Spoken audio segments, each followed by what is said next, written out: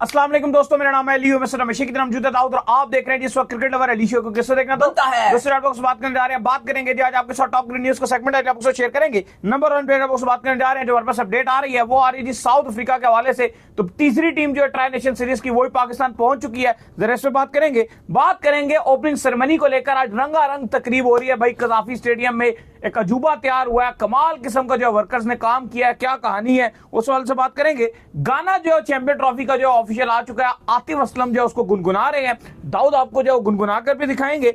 बात करेंगे कि स्क्वाड के हवाले से सिलेक्शन कमेटी का जो अहम इजलास है वो इस वक्त जारी है। तब्दीली हो सकती है भाई स्क्वाड में, क्या तब्दीली हो सकती है वो आपको बताएंगे। और साइम अयूब के हवाले से अपडेट आ रही है, अब मजीद अपडेट आ गई है, वो क्या है वो भी आपको बताएंगे। तो अगर आप हमारे चैनल पर नए और पहली बार हैं, चैनल को लाजमी सब्सक्राइब करें और साथ ही पहले जाना। तो बात का आगाज करते हैं नंबर 1 खबर के साथ जो हमारे पास आ रही है। तो सबसे नंबर 1 खबर आ रही है वो यही आ रही है कि साउथ अफ्रीका जो है पाकिस्तान पहुंच चुका है, तीसरी टीम थी ट्राई नेशन सीरीज की। तो साउथ अफ्रीका आ गया भाई पाकिस्तान। देखिए आज तकरीबन रात को 2:30 बजे, रात के 2 बजे साउथ अफ्रीका की टीम पाकिस्तान पहुंची। आराम का दिन था आज, साउथ अफ्रीका का तमाम खिलाड़ियों ने आराम किया, लेकिन एक खिलाड़ी था जिसने बिल्कुल आराम नहीं किया और वो था उनका कप्तान Bavuma. By the way south Africa ने 2 स्क्वाड में तब्दीलियां भी कर दी हैं, वो भी आपको अपडेट दे दें कि जो पहला उनका ओडीआई है जो उन्होंने न्यूजीलैंड के साथ खेलना है, जो सुबह सुबह खेला जाएगा। पहले उसमें लुंगी एनगीडी का नाम नहीं था, लेकिन अब उसके अंदर लुंगी एनगीडी का नाम भी आ गया और तबरेज शमसी को भी शामिल कर लिया गया। तो ये बड़ी तब्दीली है, जो उनका बेकार स्क्वाड हम बात कर रहे थे, तो उसके अंदर अब उन्होंने 2 एडिशन कर दी है प्लेयर्स की जो न्यूजीलैंड के साथ खेलेंगी, एक लुंगी एनगीडी और एक तबरेज शमसी। तो अब उनकी जो बॉलिंग है वो ठीक ठाक हो गई है पहले ओडीआई के लिए जो उन्होंने न्यूजीलैंड से खेलना है। तो आज आराम का दिन तो था बाकी साउथ अफ्रीका के खिलाड़ियों के लिए, लेकिन बाबूमा के लिए नहीं था। सबसे पहले एक होटल में तकरीब रखी गई, जहां पर क्योंकि ऑलरेडी साउथ अफ्रीका काफी थकी हुई आई थी, लंबी फ्लाइट है साउथ अफ्रीका से पाकिस्तान की, इतनी लंबी फ्लाइट है, 14-15 घंटे तो लग ही जाते हैं। उसके बाद जो है वो ट्रॉफी की रहनुमाई की गई, जहां पर न्यूजीलैंड के कप्तान मिचेल सेटनर मौजूद थे, पाकिस्तान के कप्तान मोहम्मद रिजवान मौजूद थे और बाबूमा मौजूद थे। उसके बाद फोटोशूट की तकरीब करने के बाद तीनों को लेके जाया गया बाजार, मार्केट अली साहब, और वहां पर तीनों ने जो है वो शॉल्स खरीदे। और वो जो आपको पता है कि पाकिस्तान की जो डिफरेंट, जैसे आपको मीनारे पाकिस्तान छोटा सा वो मिल जाता है, फसल मस्जिद मिल जाती है, वो छोटे छोटे जो मिलते हैं वो स्टैचूज होते हैं, वो इन्होंने जो है वो खरीदे। शॉल्स जो है वो बाबूमा वगैरह ने ली। और मजे की बात ये थी कि आपको इस पे भी अप्रिशिएट करना पड़ेगा कि जो दुकानदार थे, अब आई डोंट नो कि वो उन्हें पहले से बात की हुई थी, लेकिन हमने देखा कि हमारे जो दुकानदार है वो ऐसा ही करते हैं कि उन्होंने पैसे ही नहीं लिए। बाबूमा ने भी जो शॉपिंग की, तो एक भी दुकानदार ने कहा कि भाई हम आपसे पैसे नहीं लेंगे। और यही जब मिचेल सेटनर ने भी कुछ चीजें खरीदी तो उनको भी कहा गया कि कोई पैसे नहीं लेंगे। तो इस तरह से रिजवान उनको गाइड करते रहे और वो चीजें इस तरह खरीदते रहे। तो काफी एक अच्छा और एक मसरूफ दिन रहा। और वैसे भी आज का मसरूफ पूरा दिन नहीं जो है जारी है, मसरूफ दिन जारी है। तो बात करते हैं भाई ओपनिंग सेरेमनी को लेकर। तो लाहौर में जो वो रंगारंग तकरीब जो ओपनिंग सेरेमनी की जारी है, डिफरेंट जो इवेंट्स हो रहे हैं। आज सुबह जो है चेयरमैन पीसीबी जो है उन्होंने मुलाकात की, जो आपके जितने भी मजदूर थे वहां पर, जो वर्कर्स थे, सारों का जो है वो आज खाना अरेंज किया गया था। बड़ा बेहतरीन किस्म का जो है वो खाना लगाया गया था, जिसमें जो है इवन मटन तक जो है उस खाने के अंदर शामिल था, चिकन शामिल था, कोल्ड ड्रिंक्स शामिल थी, हर चीज, चावल तक जो उस खाने में शामिल थे। फिर चेयरमैन मोहसिन नकवी जो खुद गए हैं, हर दूसरी टेबल के ऊपर जाकर जो खुद बैठे हैं, जितने मजदूर वहां पर मौजूद थे सबसे मिले हैं। इवन एक लड़के से मुलाकात हुई, उसको बोला है भाई तूने सेल्फी ली है, टिकटॉक बनाई है, तो दूसरे ने कहा इसके पास मोबाइल नहीं है। तो उस पर चेयरमैन ने कहा इसको मोबाइल भी दो, जो है इसको आप मोबाइल भी जो है पेश कर दो। तो हर मजदूर का जो उन्होंने शुक्रिया अदा किया है, जितनी कंपनीज ने वहां पर काम किया उन सारों का जो है शुक्रिया अदा किया है। इवन मजदूरों ने जो चेयरमैन मोहसिन नकवी को भी बड़ा सराहा है कि आपकी काविशों का नतीजा है कि ये ग्राउंड जो तैयार होगा। दाऊद देखो, हकीकत में माननी पड़ेगी, एज अ नेशन जो है हम तनकीद बहुत जल्दी करते हैं और जो तारीफ है वो बहुत लेट करते हैं, लेकिन चेयरमैन मोहसिन नकवी ने ये एक बहुत बड़ा टास्क लिया था। इसके अंदर जो है बड़ी मुश्किल हो सकती थी, बड़े पाकिस्तान को ताने पड़ सकते थे कि यार ये तुमने क्या कर दिया, ग्राउंड नहीं बना ये वो, लेकिन उस बंदे ने जो चैलेंज लिया वो पूरा कर दिया। भाई देखो 117 दिन में कर दिखाया। ये कम से कम 1 साल का काम था जो तकरीबन 3.5 महीने में करके दिखाया, विदाउट एनी डाउट। आप जो भी हो, लेकिन आपको तारीफ तो करनी पड़ेगी और एप्रिसिएशन बनती है, ना सिर्फ पीसीबी चेयरमैन मोहसिन नकवी की बनती है बल्कि उनकी पूरी टीम की बनती है, जो इतनी बड़ी डेडलाइन थी उसको मीट किया। स्पेशली लाहौर का जो कदाफी स्टेडियम है वो वाकई शाहकार है। हाँ, कराची के स्टेडियम में आप फिर भी डिबेट कर सकोगे कि वो ग्रिलें श्रिलें लगी हुई हैं, लेकिन लाहौर जो वीडियो भेजी है पीसीबी ने पूरा गिरा के जो उठाया है ना, लाहौर का स्टेडियम जो बनाया है ना पाकिस्तान बोर्ड ने, वो वाकई कमाल, तारीफ करनी पड़ेगी। अनबिलीवेबल है भाई, अमेरिका में जो नासो स्टेडियम न्यूयॉर्क बनाया गया था वो, और अपनी आप टेक्नोलॉजी में देखो तो जमीन आसमान का फर्क है। टेम्परेरी, बिल्कुल, ये परमानेंट बनाया गया। और जिस तरह से ये कंप्लीट किया गया, जो डेडलाइन थी और जितना बड़ा ये प्रोजेक्ट है, वो इतना बड़ा प्रोजेक्ट नहीं था बाय द वे, मैं आपको बता दूं। वो इतना बड़ा, मैंने क्योंकि अंदर से पूरा विजिट किया, वो जो आप कह लो कि जो मेन उसकी जो बिल्डिंग टाइप बनाई थी वो भी आरजी तौर पे बनाई हुई थी। जो मीडिया बॉक्स था वो कोई इस तरह इस लेवल का नहीं था जो ये पिंडी, ये कदाफी स्टेडियम लाहौर जिस लेवल का उधर तो ज्यादा टेक्नोलॉजी का कमाल था, यहाँ ज्यादा आपके हाथों का कमाल था। उसके अलावा वो जो बड़ा भी था वो इतना नहीं था, वो बहुत टेम्परेरी चीजें बनी हुई थी। ये तो बहुत बड़ी इसकी बिल्डिंग बनाई गई है, और जो शाकार ये बनाया गया ये लाजवाब है। तो आज जो है वो क्राउड भी एंट्री कर रहा है, ऑलरेडी क्राउड एंट्री कर चुका है। हमने देखा जो कदाफी स्टेडियम के बाद जो स्टैच्यू बना था उसके बाहर फैंस का रश लगा हुआ था। मैंने ठीक ठाक क्राउड एंट्री कर चुका है। लाइटिंग का शो चल रहा है, वो टेस्टिंग कर रहे हैं लाइट्स के शो की, करके लाइट शो जो है वो घुमा रहे हैं। बड़ा बेहतरीन किस्म का जो लाइट शो भी आपने देखा है आज बड़ा खूबसूरत हुआ था। तो वो अब हर मैच में जो आप मैच देखने जाएंगे लाहौर में, ऑस्ट्रेलिया इंग्लैंड का एक बड़ा मैच है। अच्छा, ये मैंने तो पहली बार ये इस तरह का देखा कि जो आपकी मेन लाइट्स हैं जिधर से जो मैच के लिए जलती हैं वो लाइट शो कर रही हैं। जाहिर है ये करोड़ों की एलईडी लाइट्स इंस्टॉल की गई हैं, तो इनके अंदर फंक्शनैलिटी तो है। तो आतिफ असलम ने अपना जो है वो गाना भी वहां पर गाया है, बड़ा ही माहौल इस टाइम बना हुआ है। और प्राइम मिनिस्टर एंजॉय कर रहा है भाई, इनॉग्रेशन भी किया। बिल्कुल, लाहौर इस वक्त जो है पूरा पुरजोश और लाहौर एंजॉय कर रहा है। अपडेट आ रही है भाई स्क्वाड के हवाले से, बिल्कुल चले सॉन्ग के हवाले से बता देते हैं कि आतिफ असलम ने जो है वो ये सॉन्ग बेसिकली जो है वो गाया है।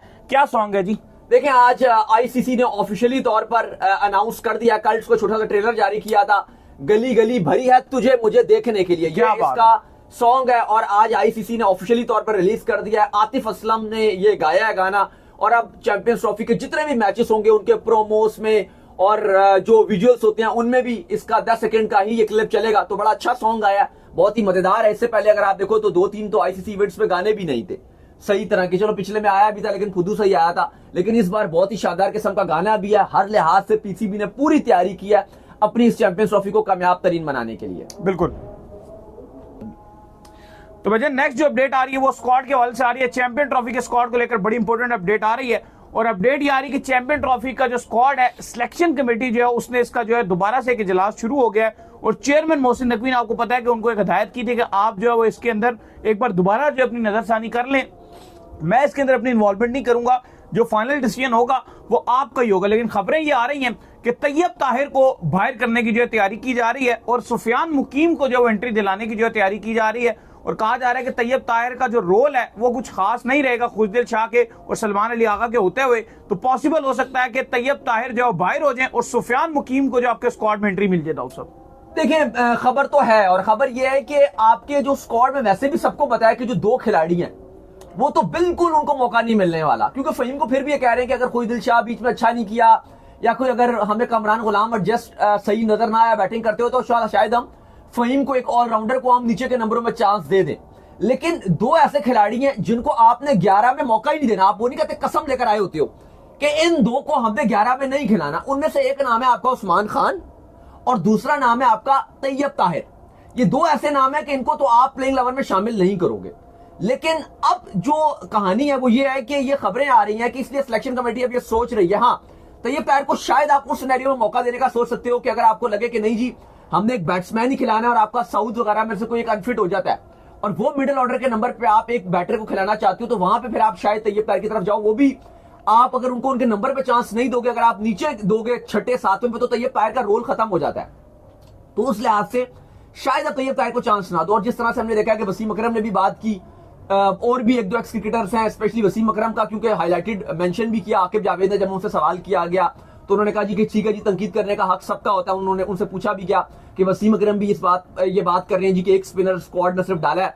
तो इसलिए अब ऐसा लग रहा है कि सिलेक्शन कमेटी सर जोड़कर बैठी है और एक जो तब्दीली करने जा रही है वो पॉसिबल तौर पर जो नाम आ रहा है वो तैयब ताहिर को बाहर किया जा सकता है और उनकी जगह सुफियान मुकीम का नाम आ रहा है कि जो सेकंड स्पिनर की बात की जा रही थी कि स्पिनर एक है तो उनको शामिल किया जा सकता है। इवन राणा के ऊपर भी जो है बड़ी तनकीद की गई, राणा फहीम अशरफ भी जो है बड़ा तनकीदों की जद में है, लेकिन उनको जो है वो आपके आकिब जावेद जो उन्होंने थोड़ा सा बैक भी किया है। उनका ये कहना है कि भाई जो फहीम अशरफ हैं वो जिस तरह से आए हैं वो परफॉर्म करेंगे भाई। हाँ, फहीम अशरफ के ऊपर बहुत तनकीद एक्चुअली फहीम अशरफ के ऊपर हुई थी जो क्रिटिसाइज किया गया था, क्योंकि स्पिनर का जगह जो थे, लेकिन सिलेक्शन कमेटी ने भी उसको बैक किया फहीम नहीं, मैं वही बता रहा हूँ ना, एक्चुअली जो स्पिनर की जगह एक प्लेयर आया था, पहले वो आमिर जमाल का नाम आया था, और फिर आमिर जमाल को जो रिप्लेस करके वो फहीम अशरफ कर गए। ये हुआ था। जो मसला बना ना, वो वसीम अकरम ने भी जो उन पे तनकीद की, उससे भी काफी इशू उनका बन गया, जहां पर उन्होंने कहा यार आखिरी मैचेस के अंदर ये 90 रन खाकर जो है वो आ रहा है, तो फिर क्या मकसद है? फिर नहीं, बात तो ठीक उन्होंने बॉलिंग में 90 रन खा रहे थे, बिल्कुल, तो फिर फायदा नहीं है ना जब 90 रन। T20 बॉल तो मेरा आज भी मानना है कि राणा जी बॉल से फारिग हैं यार। T20 में आप फिर भी एडजस्ट कर सकते हो कि आपको पता है कि 2 ओवर करा लेंगे, नया बॉल है, 2 ओवर आप करा लोगे, एग्जैक्टली आप 2 ओवर करा लोगे, बीच में अगर जरूरत पड़ गई 1 ओवर और करा लिया, नहीं भी कराया तो 2 ओवर भी इनफ है।